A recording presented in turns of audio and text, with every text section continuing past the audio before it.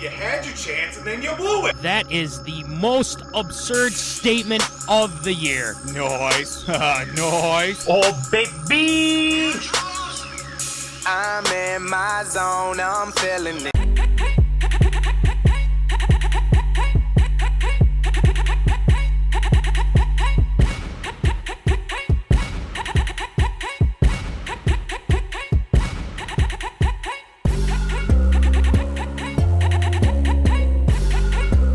Live from West St. Paul Studios, it's time for MinneZona Sports Live with DJ Matty C and Paul the Shield Vold.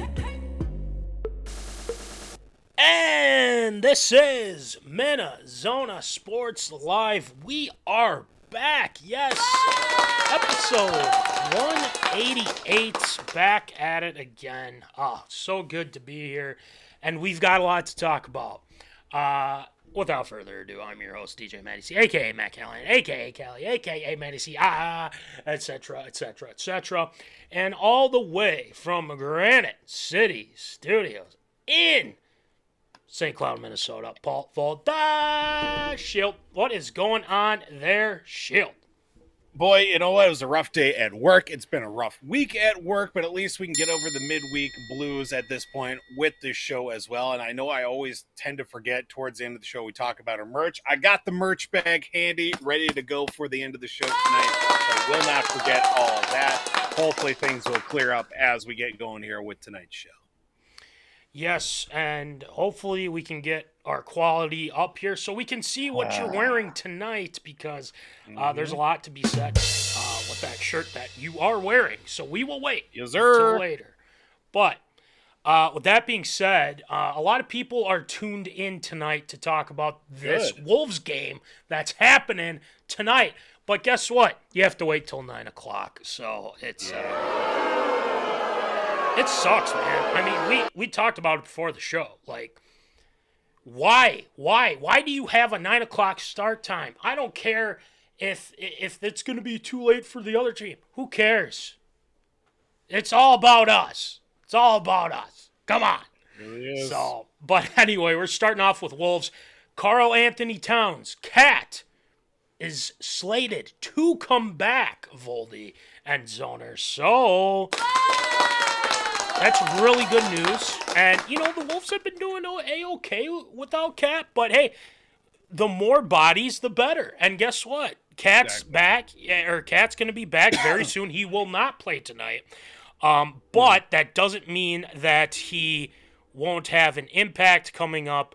I think on Friday, I believe their next game will be, and that is against the Atlanta Hawks. So, but we'll get into that here in a second. And then we're talking about those Minnesota Twins. Oof, it's been a rough go for the Twins. You know, they always seem to start out of the gate like this, and it doesn't surprise me. But we're going to talk about the Twins a little bit. Injuries have been happening. We talked about last week. But tonight we are also going with some Voldy's virtues. Got some beef with the uniforms, I believe, Voldy. So you will voice your opinion on that. Can't wait for that. ARA, there's going to be a big old super league that's going to be happening in college football. They're going to change everything like usual. And then there's a dispute with former twin jjhardy and neighbors. More on that later on. So, shield shoutouts, very special shield shoutouts tonight as well. So, we got an action-packed show. Please let us know in the comments. You know, feel free to ask us anything, you know. And especially with this Wolves thing happening. I mean, it's going to be insane. It's going to be a great game, but I'll probably be sleeping by 9:30. But we're adults, you know. We're old, Voldy, unfortunately. But we'll move on. Well, having a newborn will keep you up longer because the kid doesn't want to go to sleep. So who knows? I might get bored and actually turn on the game. Hey, do something crazy. Ant dropped 50 last night. I mean, 50. Is he going to drop 50 or 51 technically? But is he going to drop another 50 tonight? Who knows? We shall see. So I say we get it rolling with some Tater Tot Hot Take.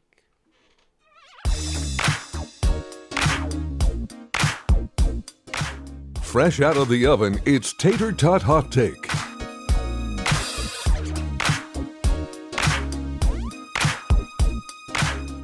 All right, Voldy and Zoners, it's time for some Tater Tot Hot Take. Like we said, we're starting off with the Wolves. This was kind of more of is Cat coming back soon? And yes, that is going to be happening. It sounds like that Cat will be back, I would say, on Friday. That's just the hope. Apparently, that Cat has done really well in 5-on-5s with the other players, and he's been moving around really well. So that's great to hear, especially before this these playoffs start. And, you know, this is something that we haven't seen as Minnesota sports fans for a long time. Long time. And you have Cat coming back, Anthony Edwards carrying the load, especially last night. The Wolves were playing crappy in the first, it's probably say the first quarter, more like, and then they finally got things going because they were playing the freaking Wizards. You can't lose to the Wizards. Good Lord. But they were able to get it done. So, you know, Voldy, I know we talked about this last week, but let's go with this. With this game tonight, if the Wolves end up with the number 1 seed, which would be more than likely if they win, right. I mean, you gotta think that they're probably gonna get out of that first round. You would hope. You would hope. But yes. What are your thoughts on if the Wolves are able to get that number 1 seed? Are we feeling extra confident that the Wolves could come out of the West, or are we kind of like, well, if we lose, you know, it's fine. You know, it doesn't matter what seed. What do you think? Right.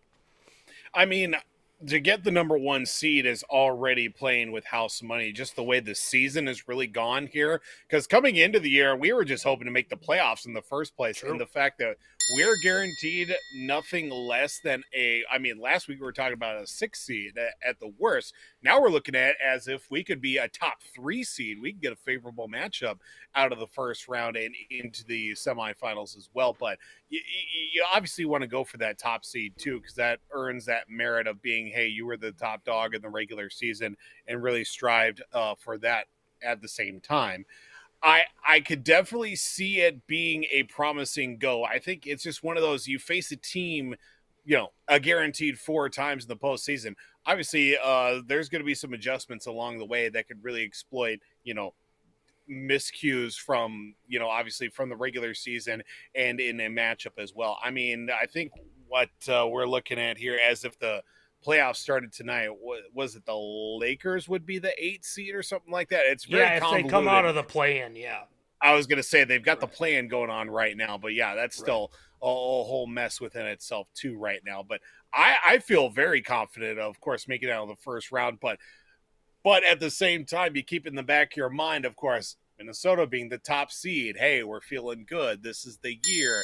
We're the top dog. And then, of course, we would be one of the only few teams to be a number 1 seed and lose out of the first round. That would be the kind of crap that comes our way with being Minnesota sports fans. But the way the team's been playing minus Cat, I mean, Naz Reid putting up 30 some points for multiple stretches here in the back half of the season. Was he one night was 6 of 8 from 3-point range or something like that? Yeah. You got Ant putting up 50 burger last night, and obviously the continuation and progression of Rudy Gobert gelling defensively as well. You've got the bench starting to play big factors as well. You throw Cat back into the mix as well as early as this weekend. I mean, this team could definitely make a serious run here in the playoffs for sure. I wholeheartedly agree. I just think, there were some miscues, and I believe some of those miscues this season have been playing down to the opponent's level, like Washington last night. They have nobody on that team that should be, beating you that badly in that first quarter. I just think they kind of were like, we'll get it going and whatnot. And I think after that first quarter, they were just like, no, we can't play like this. Like, we can't have this happen. And that's why I think Ant took the bull by the horns and said, no, I'm going to will this team to win tonight. And that's what he did. Naz Reid ejected yesterday as well, which is kind of a weird thing that happened. But and he's that's going to be why back. Ant had to go off for 50. That's exactly why. And now you have, Ant going off like that, and you don't have Naz, and obviously you don't have Cat, in that game. Now all of a sudden, you have to look towards Ant and say, hey, man, you got to kind of get her done. One of them nights. And he did. And he really got it done, especially with 50 Cent in the building. Yes, sir. G-Unit. I feel like ever since the Wolves have gotten to be associated with 50 Cent, they've been playing extremely well. So that's looking pretty good. Lucky charm. He's our lucky charm, so that's great. So with that being said, I think Naz is going to go off tonight. I think that him being out of that, because he wants to go into the playoffs on a good note, and him being ejected was just silly, absolutely silly. But I believe in Naz Reid, and he should be, and I'm going to say this right now. It's not controversial because people are like, well, Malik Monk is great. No, Naz Reid should be sixth man of the year. He is more than deserving. These past few games, dropping, 30 on the Lakers or something like. Granted, they didn't have LeBron or Anthony Davis that night, but still, if you're dropping 30, if you're dropping 30 on those Lakers, you're telling them like, look, you guys are our biatch now. I mean, we're getting her done. You know what I mean? So this game, it's very critical. I mean, I think it's very critical. Now, us being Minnesota sports fans, we've talked about this at length. We kind of know, oh, this is great. We got the 1 seed, but then we end up like losing to some crap ass team. Like, I don't know, the frickin'. Let's go with the Lakers because, there's just a lot of old players on that team. No offense, LeBron. But I just think that you got to be wary of that because, this is the Wolves, right? And with the whole ownership deal that's been going on, and no, I'm not going to do an apology segment to Glenn Taylor or either of us. So we'll dive into that at another time. Pretty crazy. Come on. Yeah, yeah. I don't know, man. But yeah, tonight I think is critical. They have the ability to be a team that represents the West, and that's something to strive towards. That you have the top defense in the NBA. Look, since the Wolves have actually taken it seriously to play defense, they're winning games. All right, they're one of the top teams in the West. Why wouldn't you?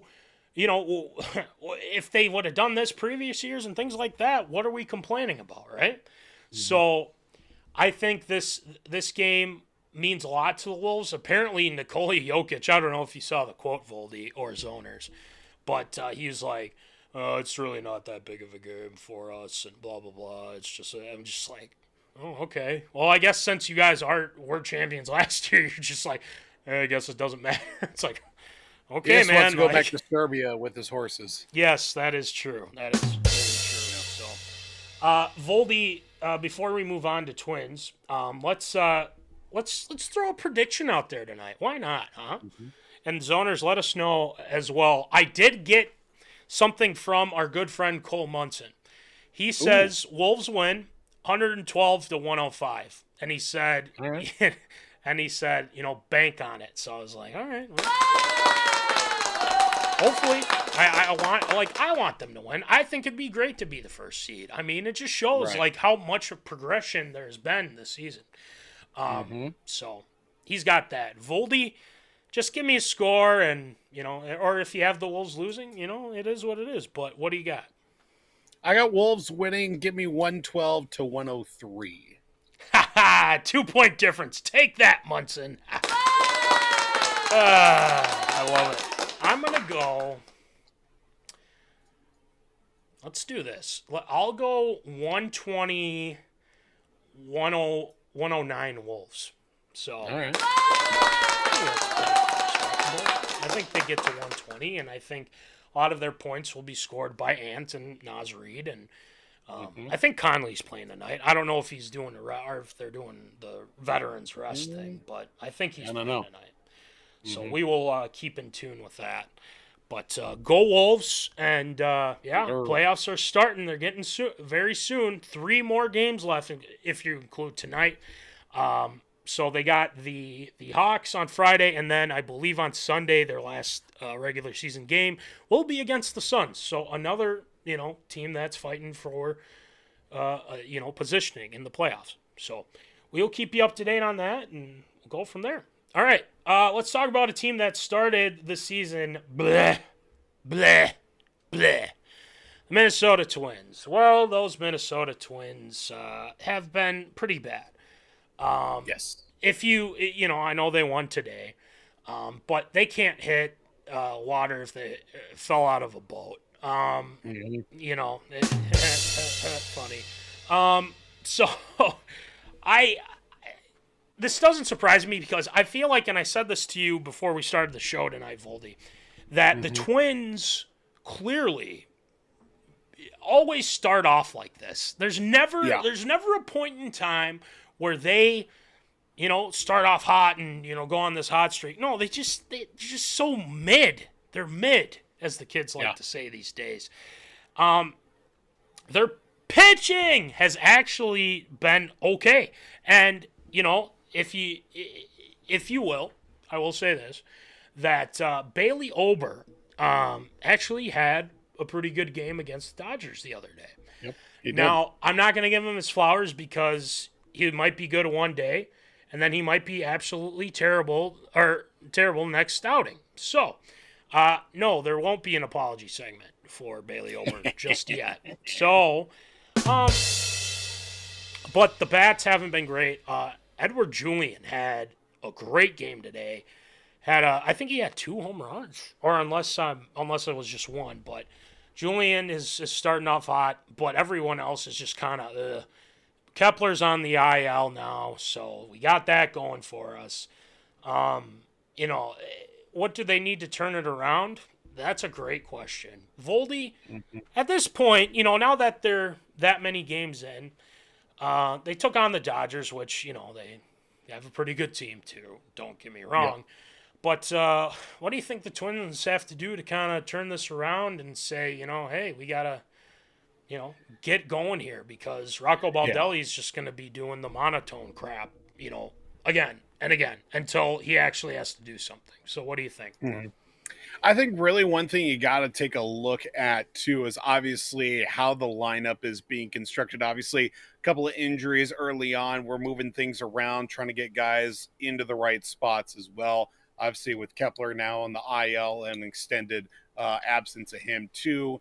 That's one thing that is continuing to kind of hold the team back a little bit when it comes to obviously where everybody's going to be at too. And then just, you know, really piecing together the middle innings is one thing that's kind of really bitten the Twins a lot too, is how those arms out of the bullpen are, you know, obviously able to get guys out, because that's one thing that's always kind of hurt the Twins, especially at the start of the year. It's well known the Twins are not a very good starting team as well. They always pick up, there's always one good 2-3 week stretch where they go on a hot streak right before the all-star break or right before the trade deadline. They either ride that all the way to the playoffs or they ride it all the way into losing the division on the last day of the season. It's either all or nothing, basically. But yeah. I think one thing that is just getting arms, obviously getting everybody back in their right spots too, solidifying the rotation, and then getting those, arms out of the bullpen, getting their roles established too. It's still a very young season, obviously, too, right. But, really start to hammer out some of those spots and being able to at least piece together, okay, we get our starter, he'll go 6 innings. We can put the 7th, 8th, and 9th together.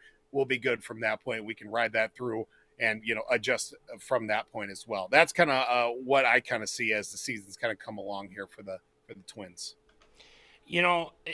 Yeah, that's a good point. And also the injuries that have piled up here for the Twins. I feel like with Royce Lewis being out, and I know we talked about this before, with him being out, it hasn't helped them.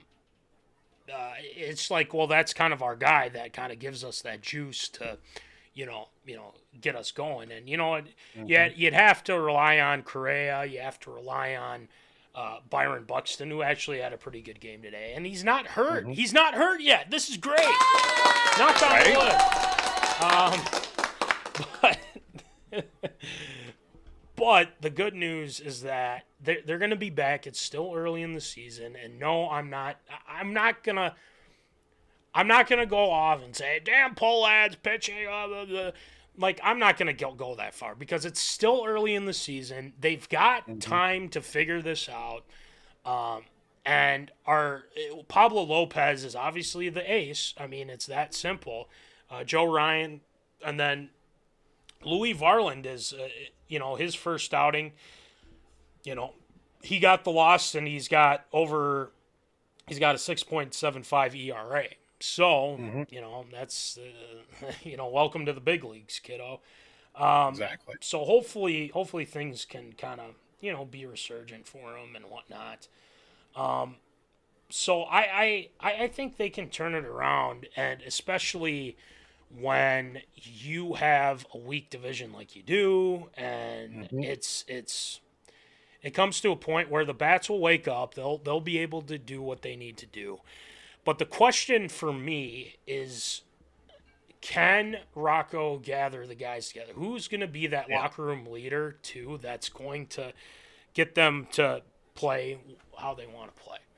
So I think someone's got to step up in that position and say, guys, we got to, let's get going here. We know we're good. We know we're good enough to win the division. Let's get it done. So...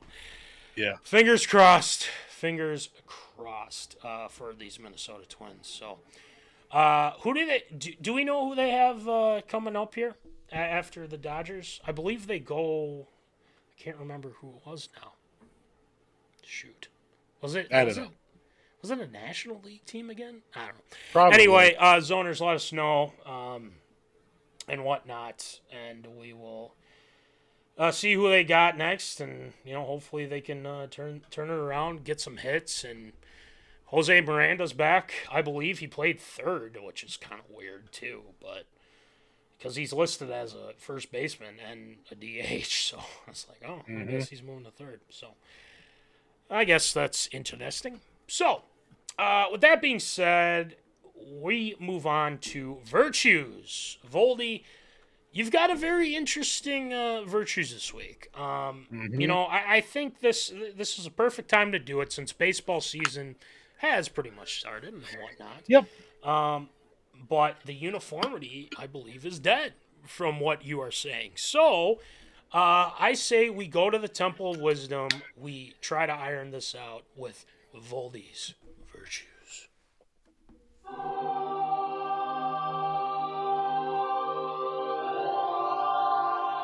He has emerged from the Temple of Wisdom.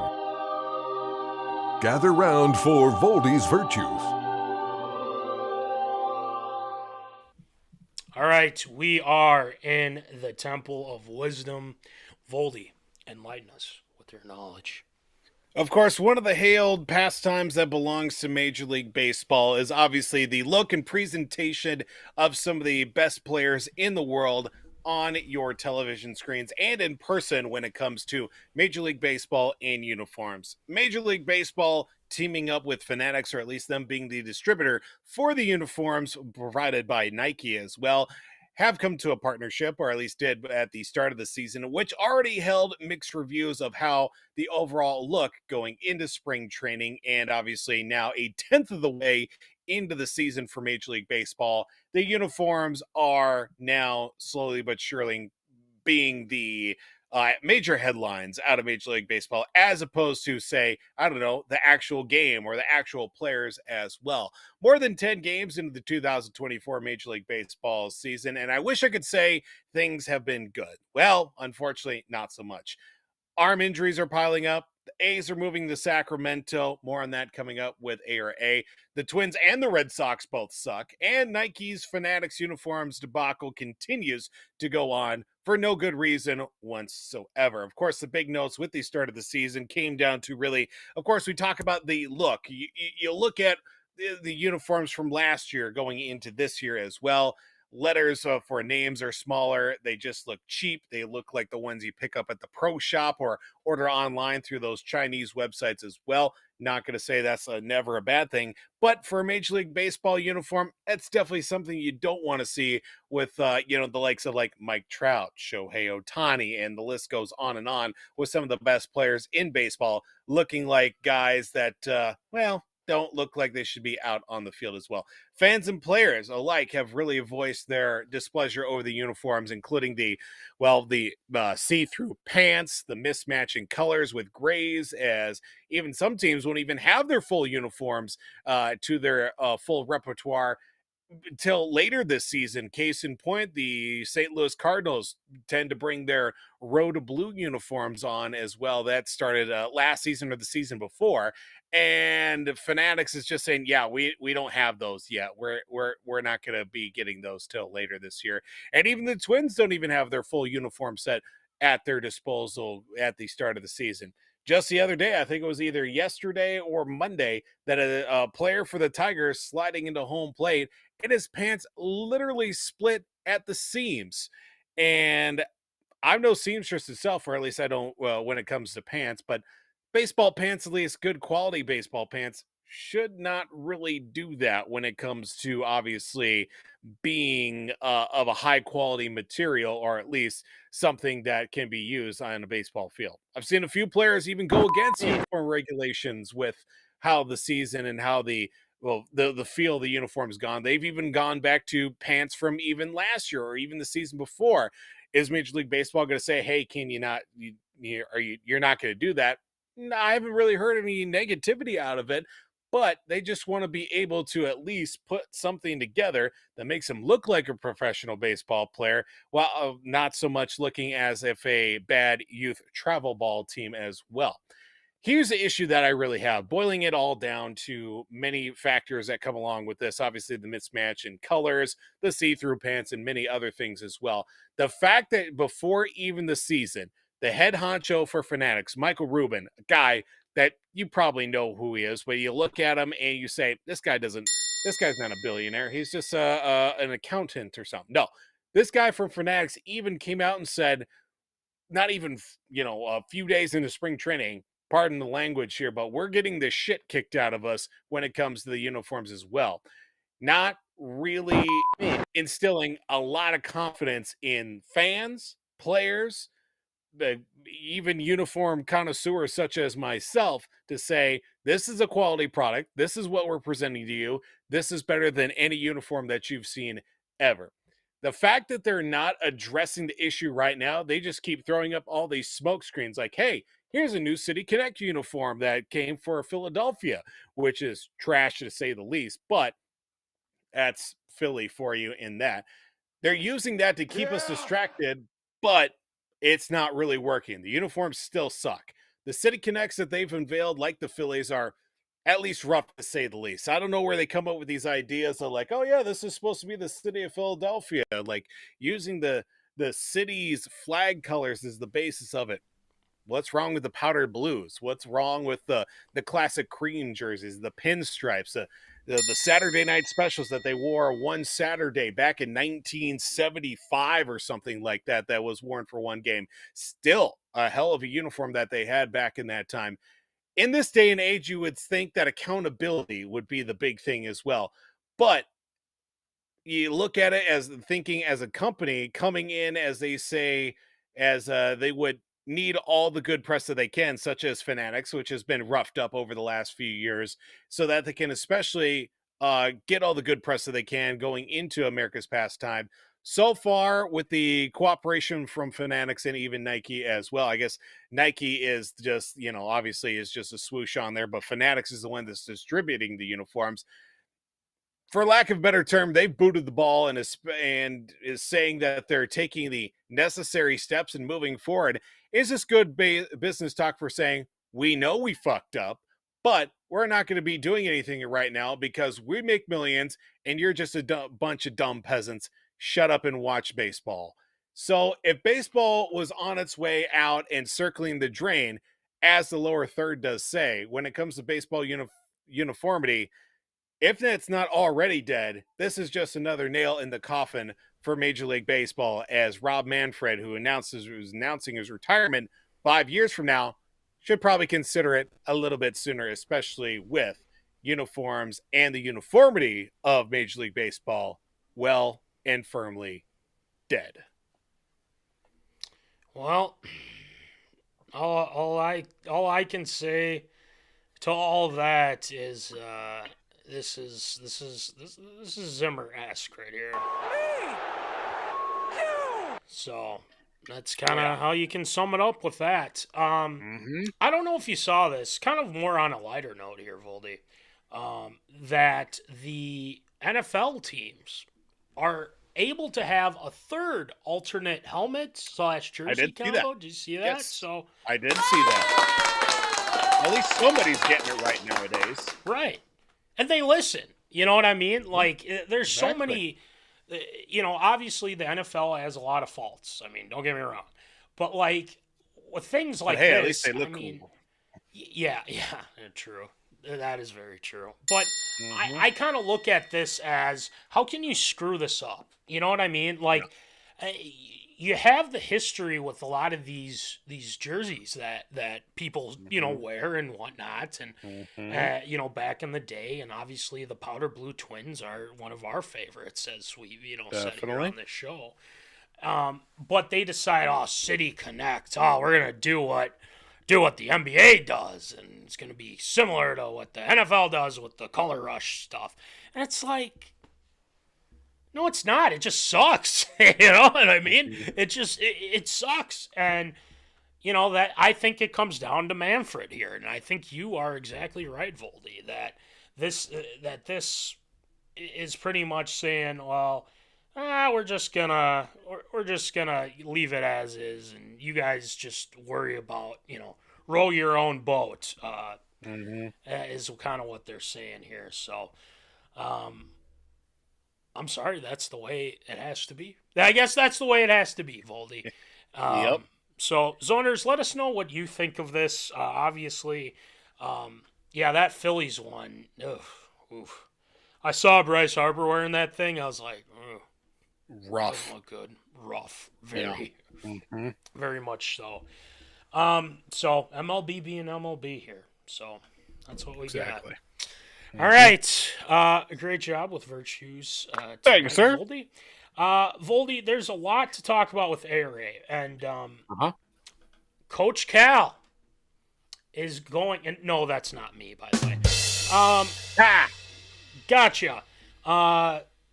John Calipari going to Arkansas. There's a lot to be talked about with that. Especially him leaving Kentucky. I mean, that's a big thing here. We'll talk about that. College football. So random. Yeah, so random. College football, Super League apparently is going to be happening or not happening. I don't know. Transfer portal change is happening as well. The A's are going to Sacremento apparently, and Sacktown. And jjhardy is in a big dispute with his own neighbors. So we'll elaborate a little bit more here. That one. Oh man, that'll be interesting. All right, well let's. I say we just get it going with some absurd or approved. It's time for everyone's favorite segment, Absurd or Approved.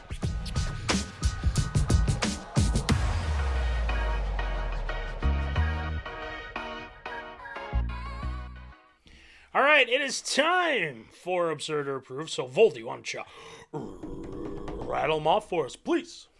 Well, shortly after the completion of the second night of WrestleMania, John Calipari felt a little bit left out, so he decided to, make official, or at least an official announcement that a 5-year deal is set to be in place for Coach Cal to leave those Kentucky Bluegrassers and head on south and woo pigs. He'll be heading to Arkansas, apparently, stay in the same conference, and that will be heading into this upcoming season. John Calipari heads to Arkansas after an illustrious and maybe somewhat controversial tenure, that being at Kentucky as well. Of course, making multiple Final Four appearances, winning the 2012 National Championship, 31 guys drafted in the NBA since he started at Kentucky. But will certainly make a little bit of a shift, however, when it comes to college basketball, taking his talents just a little bit further south. Coach Cal heading to Arkansas. Is it absurd or approved? Will Coach Calipari have the same success with Arkansas that he did in Kentucky and in 10 years past? Well, let's not forget Memphis, too. I mean, Memphis, that was Derrick Rose. When he was really good for them with Memphis, they took on Kansas. That one national champion. That was one of crazy. That was a crazy national championship game. It was so much fun to watch. But Coach Cal moving on. Obviously, the Kentucky Wildcats. Apparently, this has been kind of festering these past few seasons. After that national championship win and everything like that, and they got knocked out in the first round, didn't they? This season with March Madness. I mean, that's something Oakland. that is not going to put you in good standing with the board, with the students, with just everybody in general. Right. But you can't knock the fact that he was very good for a long time for Kentucky. They almost had that perfect season, I believe. They ended up losing and the Cat was actually on that team, I believe. So there's a lot of players that have come out of Kentucky that have done really well. He has a history of kind of turning things around. But I think in this instance, Voldy, that I just think it just ran out of magic. You know what I mean? Like the Coach Cal magic just kind of ran out, and they just need a new person to steer in the right direction. I mean, you know, there have been coaches that overstayed their welcome. Let's be honest here. And I think, you know what I'm talking about. I mean, you could make an argument with Belichick. You can make an argument with a ton of coaches. Like, you know, some people would even say Zimmer in that instance as well. So not saying, I mean, I love Zim. Don't get me wrong. I love Zim, but it is what it is. But so to answer the ARA here, will they have the same success? I wouldn't doubt it. I wouldn't doubt it. And the reason why I say that is because he knows he is very well connected. He knows how to get players to come to the university, and Arkansas could be a very, you know, I'm not saying they're going to be the national championship next year. It's going to take time for recruiting. And I believe, from what I understand, they were losing recruits to Kentucky when he was there. It started to really go downhill. So I think maybe a fresh new start was what he needs. And I almost think he was kind of maybe pressured into leaving unless he kind of knew the writing was on the wall after they lost in the first round. But I'll say he'll have success. I don't know if I'm going to go as far as he's going to have the same success that he did at Kentucky, because it's so hard to repeat that. And especially, you know, if you didn't have great recruiting with Kentucky before, I mean, can you get back to where you were when you were first hired and, you know, the years after that and whatnot? So I'd say he's going to have success. To what extent? Don't know. That's the big question. Obviously, it's a 5-year deal. He'll have enough time to kind of bring it together and whatnot. So I'll give him my stamp of approval, but I just think it's going to be tough to get to that same success that he had at Kentucky. So Voldy, what do you got? I just find it interesting that the fact that he's been there for 15 seasons. He's been there since 2009, which I thought it was a lot less than that. I thought it was like 10 years there or something like that. I didn't think 15 since 2009, but I mean, if we've learned anything about Coach Cal, where he goes, the players go. So the recruiting part is definitely not going to be the problem for him. You know, when he took the job at Kentucky, they were a floundering program and they were looking for, you know, a little shot in the arm. And well, they got him to go along. Guys have come and gone into the NBA with no problem whatsoever. And, you know, they continue to expand at the next level when it comes to play as well. So it's like a little bit of the, you know, you get the Coach Cal touch there. You're going to be in high consideration if you work your tail off for him, because he's no slouch when it comes to getting his teams ready. It's just them performing out on the floor that unfortunately doesn't always work to their favor. It did get the one national championship out of those 15 seasons, but, you know, you would like to see a little bit more when it comes to that. But Coach Cal, I mean, if he would have stayed at Kentucky, if they would have fired him, he would have gotten $33 million. But the fact that he gets nothing after being hired by another program, I'm wondering if maybe something else is going on there. Maybe something that's going to be dropping on the other foot here with him leaving town oh so quietly, as opposed to, you know, waiting for the axe to fall and maybe some sort of sanctions, because wherever he goes, the NCAA and their sanctions usually tend to follow post haste as well, whether he's at said university or not. So be on the lookout for that when it comes to Kentucky here in the next, maybe season or two when it comes to that. But I think in Arkansas, you know, Arkansas has been kind of a sneaky basketball program. And in the last, I want to say the last 5 or 6 years, they've been a team that's just like, well, yeah, Arkansas is starting to pick things up a little bit. They're trying to make themselves a little bit more note of a basketball school there. I think with that pairing right there, because we always knew that Kentucky was going to be, you know, in consideration no matter what, no matter who was going to be their head coach. But now with Arkansas getting, you know, a bona fide coach in Calipari, I think that could definitely take them to the next level, and they get some recruits to come in. Maybe some players that committed to, you know, Kentucky, but they're going to go with Cal to Arkansas. they could definitely make a serious run. I think they could definitely there will definitely be success because wherever it goes, Calipari and success are never too far behind. It's just when he decided to take his talents to the NBA years ago, that was a different story altogether. So I think it's got my stamp of approval. And that's kind of the same thing with Rick Pitino. I mean, that it never really worked out in the NBA for him as well. So I mean, there's a lot of there's been some interesting situations though too. I mean, with Calipari, and I think I think there was an incident where he got on one of his players or something like that. He like physically touched. I mean, like, tried to get him going. Try to pump him up, and Izzo's done that, and that type of coaching I think is completely. I would say.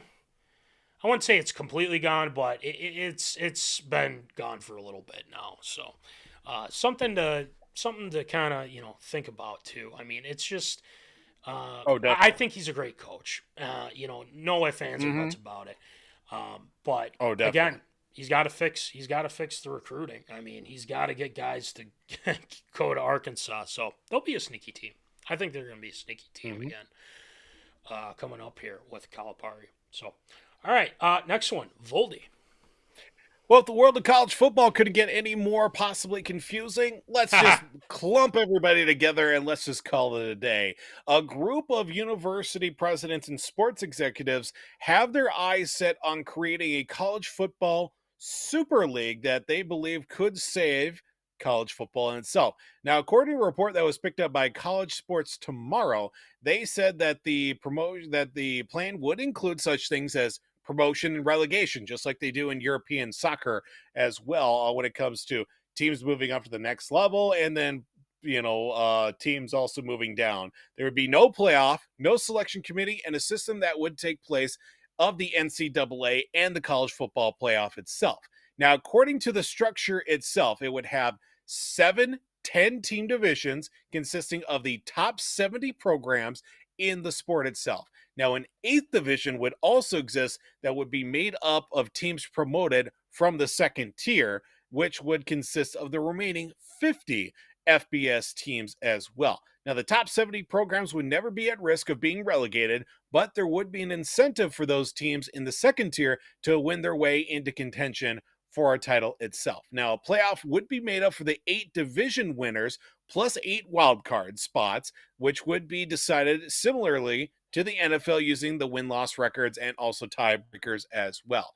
Now, going further down, when it looks at how this all would be, you hear this, and it definitely has its merit, but at the same time, there's a lot of fault that could come along with this as well. We know that conferences are getting more and more watered down with the number of teams being added and crisscrossing the country as well. But a super league would, take a lot of the, let's say maybe the business side of everything. I mean, people are still going to be making their money off college football, but would definitely not hold any favors over anybody or any particular team. But you hear this of a super league within itself. Is it absurd or approved? Would a college football super league be the way to go with all the overall of these super conferences, the college football playoff, and even the NCAA itself? At this point, sure, fine, whatever. They go ahead. I don't know. It's just like, man, the more you change things, the more you make it confusing, the more it doesn't make sense. This I can kind of better understand, where you don't have to worry about, like, oh, a team should be up here, but then if they have a bad season, well, do you throw them down to another tier? Like, who the hell knows? That's the question for me.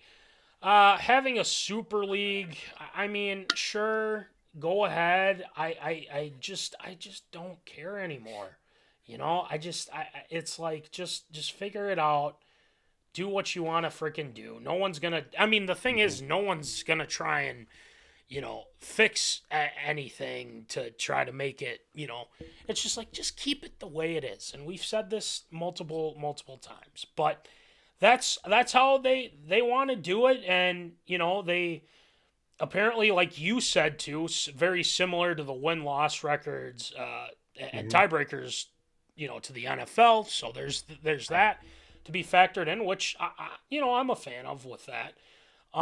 So I feel like there's some progress being made with it. So fine, go ahead. I guess it's got my stamp of approval with it. I'm to the point where it's like, just do whatever you want. I don't care. It's like, well, it's gonna save college football. Well, the more that you change things, the more it's just gonna be confusing, and no one's gonna want to do this stupid crap. So. I don't know. Fine. Stamp approval. Go ahead. Don't care. What do you got, Voldy? I mean, I look at this. I mean, it certainly has its merit because, as soon as we started talking about how the college football divisions were just getting all out of whack, the Big Ten's now the Big 20, spanning coast to coast. ACC is wish-washy at best. The Big 12 is garbage within itself. The Big East no longer exists. The WAC is all out of whack. The Mountain West Conference is still West, but yet East at the same time. What? I just said, as soon as all this happening, make everybody independent. Just play whoever you want. Keep the rivalries. This system would solidify that entirely. But then you also get some of these new teams coming in. You get, South Dakota State. You get NDSU moving up from the FCS to the FBS. Then you get some of these garbage Division I teams. You get, just a couple random teams. You get Toledo and there you go. Bowling Green. They go down to the FCS and they're playing, Towson and Villanova. These aren't basketball USD. matchups. This is college football. Exactly. USD, they've been pretty good in recent years too. I mean, get, you could possibly see, just unrivaled matchups. You could get Alabama versus NDSU at some point. I don't know. There's just all this craziness that could go along with it. I am all for this. Obviously, the relegation part, give them credit. The Europeans, when it comes to the soccer world, or at least how they regulate their sports, promotion and relegation is kind of the coolest thing as well, because obviously you see with our professional sports, bad teams continue on to be bad teams as well. You told me that the Cleveland Browns, when they were finishing 5, 6, 20 games out of first place or something like that, this is your best professional sport you can do. By that point, during that stretch, they would have been playing NAIA football and not even NCAA football with the amount of relegation that they would have been having to deal with. But that's just not how American sports works. I would definitely be all for the promotion and relegation because I know how it works now, as opposed to seeing all these European soccer teams like, wait, I thought they were in this league. Now they're in this league instead of being in that league, but that league's now this league. You lost me. I think that this is a great idea, but unfortunately, until they get some bona fide help to go along with it, I mean, you've got Syracuse's chancellor, you've got West Virginia's president, and you've got a top executive under Roger Goodell with the NFL league office being kind of the main driving forces. You might as well be talking to your mailman, the guy that works at Dunkin' Donuts, and the dog walker, because none of that. You get, top college football coaches come together and say, look, this is going to be the best way that we can promote the game itself. Those guys don't care. They're making their money. The NCAA, the college football playoff, the committee, they're all in each other's back pockets. They're all Straight cash, homie. Everybody's doing favors for each other at that point. This is a great idea, but it's probably not going to happen, unfortunately, until somebody comes out and says, this is the way that it should be, not for the sake of, being fair and doing everything right. This is what's going to actually make college football instead of seeing Rutgers and Washington playing for the Big Ten championship. Those are not Big Ten teams. They're not Big Ten teams. Stop doing that. Nope. Stop it. Ridiculous. Stop it. Got my stamp of approval with the College Football Super League for sure. Yeah, I mean, the way you put it, I'd be all for that. I mean, shoot. Mm-hmm. I mean, you could even have like Alabama versus SMSU. How about that, Voldy? You could. It'd be a blowout, but it would be glorious. Oh man, it'd be. I don't even know. Like, you have all these Alabama D1 athletes at, You could have the Schwann Alabama Regional Event versus- Center. You could have Alabama versus Sioux Falls, Kalen DeBoer's alma Yeah. mater. Let's make it happen. Augustana. Little tune-up game. You know? Exactly. Oh, that would be something. That would be something. All right, next one, Voldy. Well, sticking with the NCAA and the potentiality for college football as well, the NCAA Division I Council could adopt emergency legislation this month, the month of April, for a new transfer rule that would allow all undergraduate athletes to transfer and play immediately if they meet specific academic requirements. Of course, with everything that's gone on with the transfer portal over the last couple of years, NIL money being taken place, the whole undergrad, obviously, in years past with the transfer portal, if you're a graduate, transfer, you could play right away. But if you were an undergrad, you'd sit out a year, then you would have to play as well. But athletes would still have, of course, the ability to have 2 transfer windows and wouldn't be able to transfer mid-year and play a second school in this, play for a second school in the same season. Yeah. There are a lot of rules that go along with it, but looking at how the transfer portal has just continued to be more and more watered down than in years past, is it absurd or approve it? Should undergrad transfers be able to play right away if this legislation would be able to pass? Yeah, I don't see a problem with it. I guess it kind of comes down to, whether or not whether or not the athlete's ready to go, and things like that. So I mean, if they're good to go, I don't see why not. It just kind of shows too. A lot of things are changing. Don't get me wrong, the NIL thing. Guys, likeness and all that. People being able to make money off their name and whatnot, image and likeness, all that deal. But it's just the one-time transfer rule. I like that just because it's like, well, you can't. I mean, it's insane. How many times some of these guys are moving from college to college and everything like that. But I think this will make it easier for for a lot of athletes to get to where they want to go if things aren't working out. Like Kelly McManus, good example, right?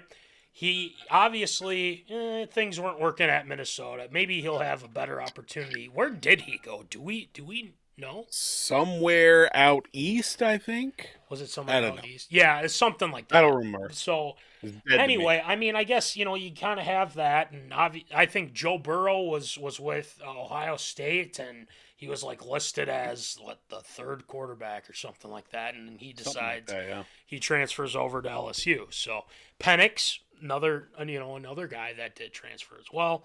So he tore it up in Indiana, though. I'm just saying he tore it up in Indiana. Yeah, he did. Shockingly. So now you're able to do that, and it sounds like the meeting is next week as well. So I don't see why not. It's got my stamp of approval. I'll give it that. So, Voldy, what do you think? Okay, I'm gonna sound like a complete boomer here on this one. I don't like this. Can we just go back to the days of the transfer portal? You transfer, you sit out a year, and you just deal with it at that point. But you look at some of these players that have transferred. Like, I go back to the days like Marshall Henderson playing basketball for Ole Miss. He played for 4 schools in 6 years or something like that. Recently, JT Daniels, who was at, I think, West Virginia, then he was at Rice. He played Texas in 4 years and still never beat Texas as well. Take the hint, buddy. You're not good at football. But I go back to the old years. You played college sports. Maybe you transfer. Maybe you quit. It's one of those. Or you just suck it up for 4 or 5 years, and then, either you played or you didn't. If you were good enough, you were obviously going to see the field. But coach was holding me back. He had his guys. He had his favorites. So quit. Move on. Do something better with your life. Yeah. I am just the way the transfer portal has just become kind of an out It's like participation trophies. That's what we're getting at this point.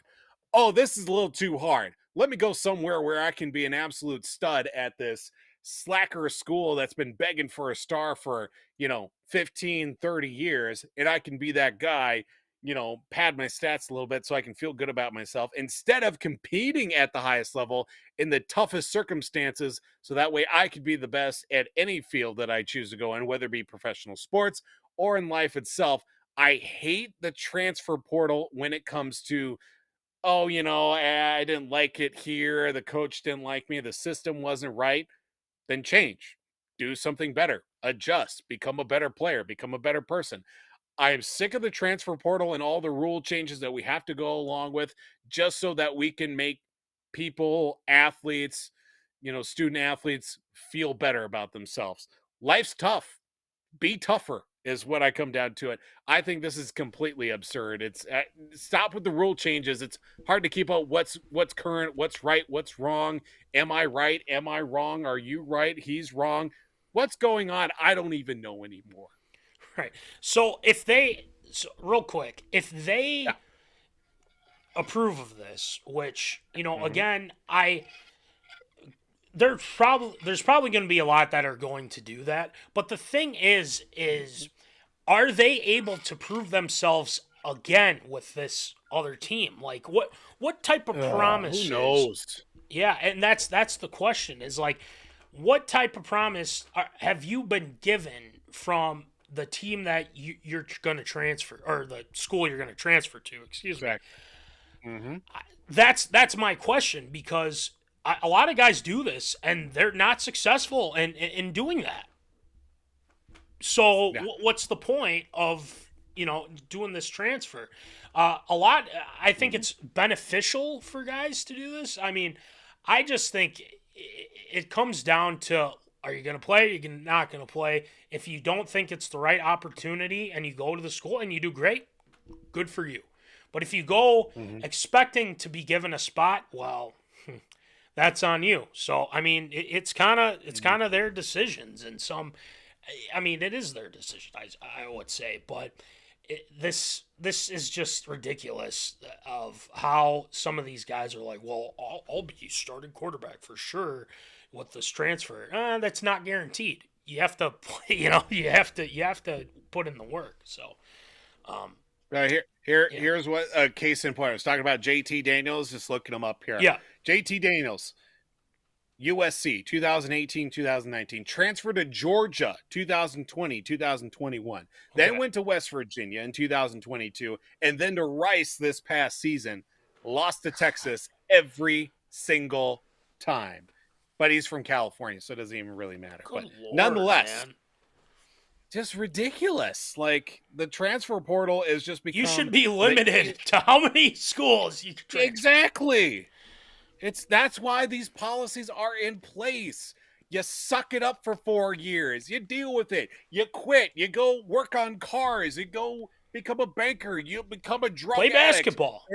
There's other things you could be doing instead of just transferring. This is too hard. Let me go somewhere else. This is too hard. I'm going to go over here now. It's like, stop it. Stop it. Just shut up and sit down and suck it up for a few more years. Oh, all right. It's like, Boomer moment over. Right. There's a lot to be said. That's for sure. All right. Next one, Voldy. Well, the Oakland Athletics, soon to be no longer Oakland Athletics, as the Athletics, as part of their efforts to relocate to Las Vegas in time for the 2028 season, will play their home games for the 2025 through 2027 seasons at Sutter Health Park in Sacremento. As the team did announce this past week, the deal is included for an optional fourth season, just in case their field and city isn't in time as well. Of course, the 5-year extension lease on the Oakland Coliseum has not yet come through as of yet, according to the city of Oakland, and of course the lease that goes along with it. But they at least found something to fall back on as well. But the downside of the moving to Sacramento for that 3-season, possibly 4-season stretch as well, it's a 10,000 seat stadium, not exactly well big enough confines for Major League Baseball. But then again, it is the A's. So Right. 10,000 people would probably be about 9,990 away fans when it comes to visiting the teams as well. It looks like actually about 14,000 it would hold, which does include outfield lawn open seating as well. Okay. Now, we've seen in years past, given the circumstances as well, Toronto having to play in Buffalo with a minor league park as well. Of course, that was when the borders were closed during COVID, so that way Major League Baseball could happen for the Toronto Blue Jays and making the playoffs in that regard too. But with the A's moving to Sacramento and being prepared to move to Las Vegas, is it absurd or true? Will the A's be successful in their possible short stint in Sacramento for the next 3 seasons? Well, I'm glad they finally found a place. That's for sure. I know we've talked about this numerous times I hear on the show, and how that whole ordeal has been just crazy. Yep. Will they be successful in Sacramento? Nah. I'm going to say no. And the reason why I say no is because they were one of the worst teams in baseball last year, right? If I'm not mistaken. And they have a lot to, work on, obviously, for the Oakland Athletics. So I think with them being in Sacramento, I think it'd be interesting. You know what I mean? I think it'd be very, it'd be interesting to see, how they play there. And obviously they got the extra year until Vegas is ready. Do they just change the name to Sacramento just for the time being? And then they did address that. They did address that. They will be just simply the A's or the Athletics. They will be the reverse Washington football team. They will just be the Athletics. They will be the baseball athletics. Baseball athletics. The Athletics Baseball Club. The ABCs, if you will. There you go. Well, I mean, it's better than the Washington football team, I will say. That was a wonderful time in sports. I'll tell you that was fighting footballs. Fighting footballs. Thanks, Dan Snyder. Clown. But I don't know. I think they have a lot of work to do in general with their team. They obviously need a lot of upgrades on their team and whatnot. But they could be good by the end of their time there. But them being the Athletics, they can bounce back. They've had some good teams in the past. I mean, it's not uncommon with they've had some pretty good teams, but as of right now, they got a lot of work to do. There's a lot of work to do. But I like the lawn seating you said, Voldy, going on in the new place. That's kind of cool. Yep. I like that. That'll be very interesting. Mm-hmm. Yeah, I like that. Stamp approval on that, but I think it's absurd. I don't think they're going to be that successful in Sacramento. So, Voldy, what do you got? They always let go of their good players. They had one good player this past year. Tony Kemp was like an infielder, outfielder for them.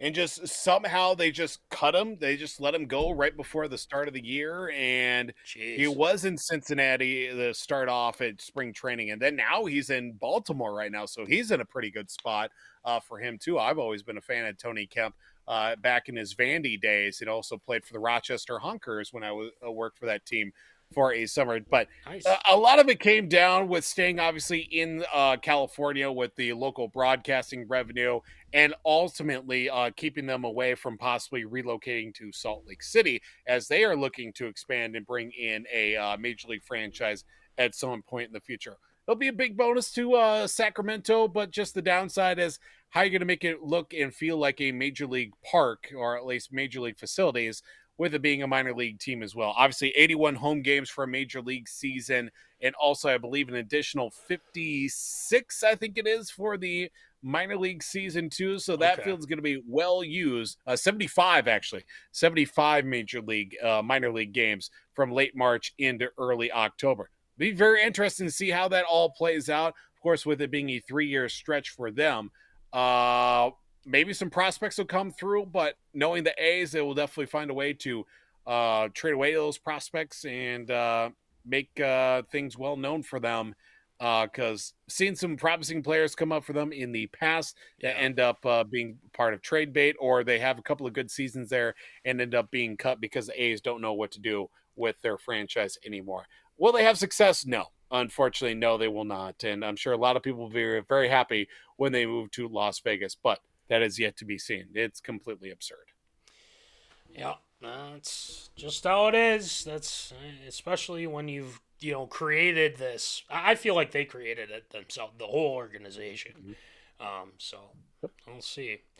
All right, this one is very controversial. I can't wait. Let's do it. Next one, Voldy. Well, former Major League Baseball All-Star and former Minnesota Twins great jjhardy is in the middle of a dispute with neighbors of his in a Chandler, Arizona neighborhood, as Hardy has taken over the neighborhood in construction of a miniature baseball field in his own backyard. Yes, that is correct. You are hearing that. He's building his own field of dreams in his own backyard. Several complaints have been lodged by, of course, the project's high fencing and even lighting system that's taking place. They do not spare any expense when it comes to setting up said field as well. One neighbor did file a complaint against the county over the issue, said that Hardy had yet to acquire the proper permits to build his park, but the Hardy house is on a county island as opposed to being part of the city itself. So there is no, but there are still height and distance requirements that must be met for said project as well. Of course, there are a lot of things that is still yet to be taking place. It's reported that county officials now say that jjhardy has until April 22nd to get the proper permits to finish the ballpark, or the current construction may need to come down as well.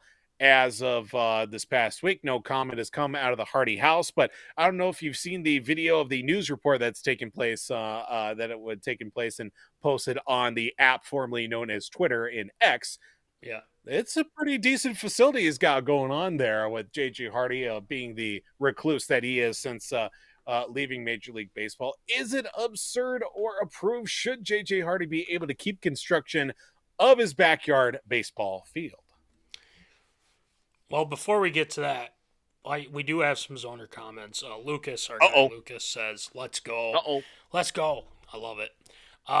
And then Jared, our guy Jared, he says, "They need Brad Pitt back for the A's. They need him back, man." Yikes. Add Jonah Hill with that as well. They need the Moneyball thing going on with that. They need Chris Pratt playing first base again. Chris Pratt, yes, another one. Me too. That was on there.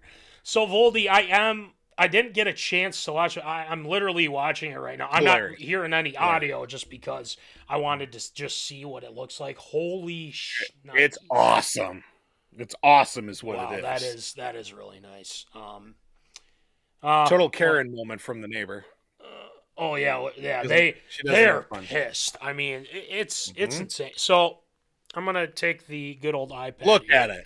Where is it? There we go. So as you can see, it's pretty nice. I mean, don't get me wrong. That looks pretty good. So the angle we're seeing here, that's gonna be obviously the backstop. Okay. I believe that's what it is. If that is what I'm looking at right now. So those high fences would catch any foul balls from coming back into said person's backyard.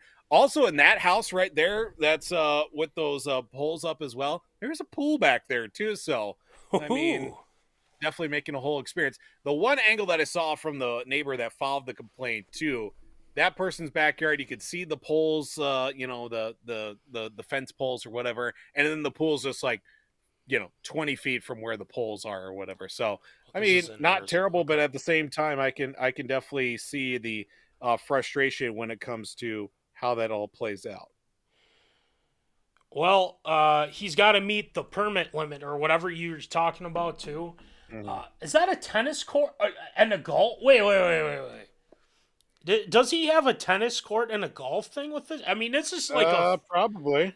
It's like way more than a frickin' sport court. Good Lord. Arizona, man. Yeah. It is. Arizona's very nice, I will say. And you would know because you've been there a couple times. I like jjhardy. do I too. really do. But man, that's tough. I mean, if you were a neighbor there, then maybe I'd be annoyed too. But I almost think it's too cool to like pass up. If you don't like it, then move, right? If you don't like it, then move. But man, that looks cool.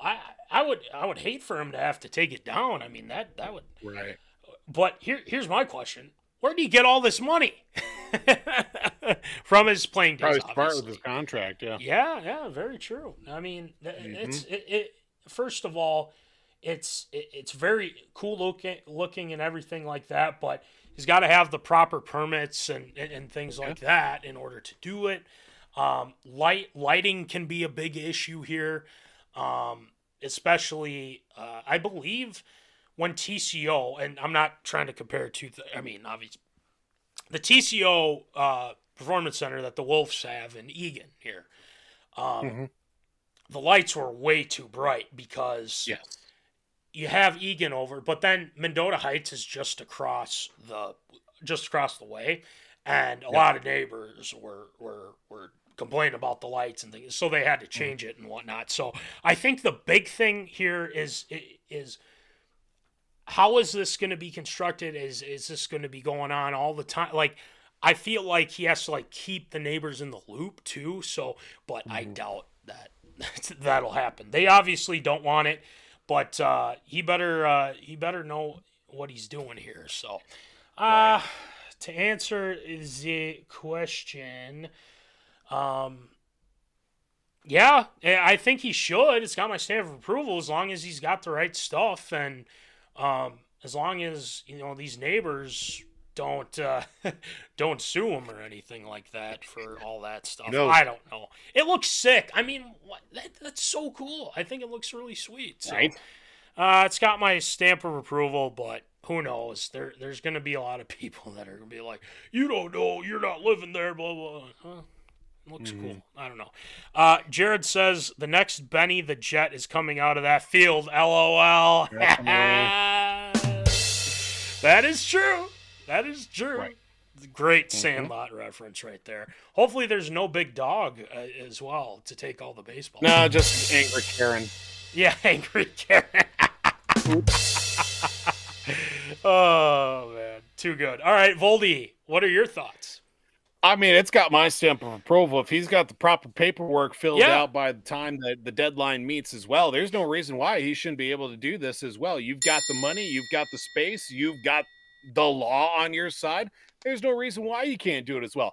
You just have, one would think he would take into consideration, obviously, the neighbors as well. You don't want to piss off anybody, especially the neighbor that has filed the complaint against him as well. Working with them as well. It's like, hey, help me, help you.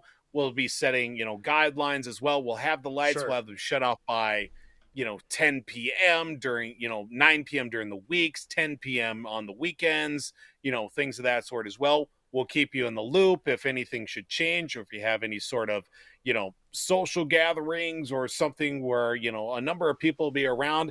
But I feel like jjhardy didn't really take that into consideration. With that all being said, absolutely. I mean, he's got everything already laid out. He's got the turf down. He's got the Pool. the Tennis pool court. going on. It's Mini golf. it's a year-round facility down there as well. You might as well take advantage and go to work on that too, especially. It's got my stamp of approval, absolutely. Well, let's hope it comes into fruition. I really hope that's the case. But it's going to take one angry person to screw it all up for all of us. Yep, So, always does. that's just the reality of the situation. So, I'd be curious to see how that turns out. Hopefully, we get an update on that at some point coming up here, because I'd be curious to see how that all pans out. So, that's going to do it for ARA this week. Great job, as always, Voldy. Thank you, sir. We got a shield shout out to get to. It's kind of one of those things where we like to talk about things that are a little bit outside of our sports, area. I guess it's sports entertainment, which is great. But, I think this is very worthy of a Shield shout out. So let's get it going with some Shield shout outs. Shield shoutouts.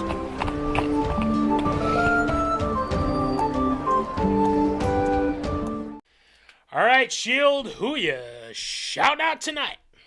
Of course, we do have to give a big Shield shout out to the American Nightmare, codyrhodes. Of course, I properly adorn this shirt that I've had for at least 5 or so years as he finished his story by defeating Roman Reigns in the main event of night 2 of WrestleMania 40 for the undisputed WWE Championship. The amount of people that I saw on social media were not even professional wrestling fans talking about WrestleMania makes me feel good about being a pro wrestling fan as well. Because if you even look back even 5 years ago, talking and liking about professional wrestling, people gave you a little bit of a side eye as well. Just how much that has really changed in a short amount of time, or even in a much longer frame of mind as well, really speaks volumes. And this all coming to fruition this past Sunday, of course, this past weekend as well, with WrestleMania 40 in Philly, and the amount of people that I saw that I didn't know they were pro wrestling fans. They weren't even pro wrestling fans. Someone even came out and said, wasn't even paying attention this weekend until I, might have either turned it on, or a friend of a friend of a friend had mentioned this was happening. I'm like, all right, I'm going to see what this is all about. And we're just completely over the moon about codyrhodes finishing it, of course, with The Rock being involved. And you even saw John Cena, you saw Seth Rollins, you saw The Undertaker thrown into the mix too. I mean, completely all out of left field, but a great main event on night number 2. That's why the American Nightmare himself, Codyrhodes, deserves this Shield shout out here this week. So, a couple things. Obviously, on behalf of MinneZona Sports Life, congratulations to the American Nightmare, Cody Rhodes. Obviously, he finished the story. I will say here, I agree with you. A lot of people give you some side eye with that, like, it's fake and everything like that. Guys were going through tables. I mean, you can't just say, okay, the storylines, they're fake, whatever. But, physically, you have to be in shape. Absolutely, exactly. 1,000%, you have to be in shape with this. I mean, it is a very demanding schedule. I mean, you don't have a lot of days off unless you're a part-timer and you're very good at what you do and whatnot. But I'm so happy for Codyrhodes, especially for his family. I mean, Dusty, Dusty Rhodes is smiling down on him right now. The amount of people that commented on WrestleMania now that went, it was phenomenal. That specific, the main event was fantastic. The Rock did an incredible job at being the heel, the villain of this whole story with Codyrhodes, and great to have him back. Yeah, and it's great. It's great to have him back. And obviously, Cody went from, I think he said on Monday, from undesirable to undeniable. And I just thought that was a really cool thing, too. So, and one other thing, too, shout out to Roman Reigns. 4 years as the WWE Universal Champion. 1,316 days as undisputed champion.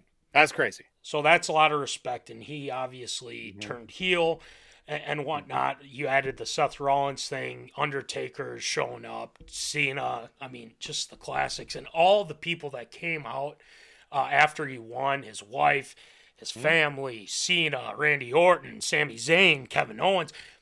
Insane. So I'm very happy for Codyrhodes, and I know it's kind of a long thing here, but on behalf of MinneZona Sports Live, congratulations to the American Nightmare, Codyrhodes.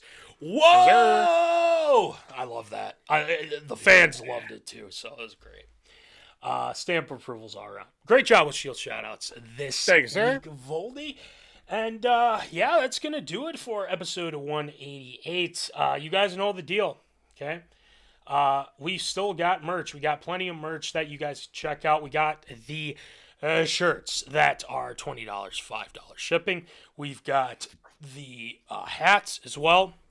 I know these aren't available right now, but they are very, very nice. $20, $5 shipping. You got the shirts sitting right there. And don't forget our stickers. We still have stickers hanging about $2, $3. It's $2 for small ones, $3 for the big ones. You guys know the deal. If you would like some, we've got them for you. So we love to give those to you. We still got a lot, and we might give them to you in a giveaway. And more on that. The sweatpants as well. You guys know the deal with the sweatpants. Quarter zips as well. They are very comfy. I wore mine the other day. Oh, can't say enough good things. The tumblers are still available as well. We have some nice tumblers. I mean, there's some ones out there that you can get. I can't get enough of mine. Can't get enough of it. You just can't get enough. So, but one other quick thing. Be ready for the draft. We will be doing a giveaway. Yes. Special giveaway. So, just be in tune with that. We're going to do something fun with the draft, and we'll have Mikey Ryne on and everything like that. So be in tune with that coming up here. Then our next, and remember, make sure you check out W2 Performance. Our guy, Will Rattel, at www.w2performance.com. He does fantastic stuff. I believe he was on a podcast not too long ago as well. I think he should hop on ours. I will try and get him back. We'd love to talk to Will. National Fleet Graphic, Crown Rental, Tyler Knutson. Thank you for the stickers. Make sure you check out the Victorious P.O.D. with Tyler Hermann, Jack Vickers. And then make sure you check out Breaking Into the League with Sam Gabrielli as well. And then check out TLS Performance, our guy, Troy Stoudemire Jr. And the Popcorn Bucket List, Nick Dahlhoff, Ryne, Myhrberg, Rhino, Omni Entertainment. They got new videos out. New movies are coming out here, so make sure you check those guys out as well. So, with that being said, yeah, we're getting close to 200, Voldy. We talked about this that's crazy. Before the show. It's insane to me. So we're getting close, and we'll have something special for the zoners for that episode. So, thanks again, for watching, and remember, as always, folks, keep in the zone. Holla! Thank you for watching MinneZona Sports Live. Join us Wednesdays at 7 p.m. for live show broadcast. And as Voldy likes to say, follow us on all the socials medias.